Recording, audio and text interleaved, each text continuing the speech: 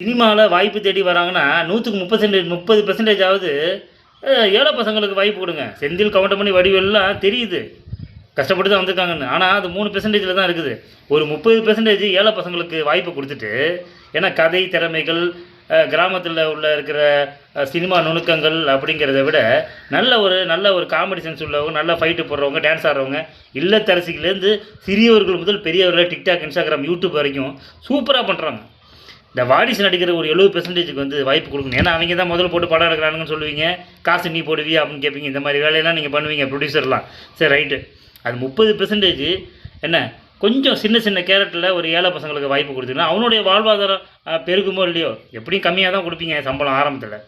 அவனுக்கு அது பேரெல்லாம் இல்லை. அவன் அதை வச்சுக்கிட்டு இன்னும் நிறைய கற்பனை மூளைகளை அவன் வந்து தயார் பண்ணி, இன்னும் நிறைய பேர் என்ன மாதிரி திறமைசாலிங்க இருக்காங்க சார் சொல்லி அவன் ரெக்கமெண்ட் பண்ணால் புது புது மாற்றங்கள் சினிமாவில் உருவாகும்.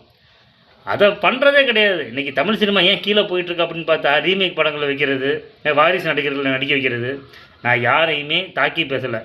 எல்லாருக்கும் திறமை இருக்குது. ஆனால் கொஞ்சம் வந்து ஏழை பசங்களுக்கு வாய்ப்பு கொடுங்க. ஒரு 30% கொடுத்தீங்கன்னா தான் அந்த வாழ்வாதாரம், அந்த திறமைகள்.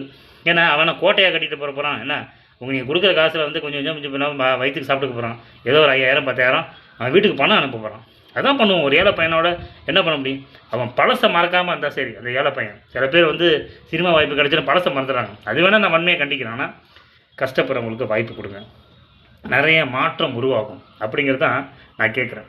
ஏன்னா எல்லாருமே வந்து மனிதர்கள். என்ன எல்லோரும் சுடுகாட்டில் தான் படுக்க போகிறோம்.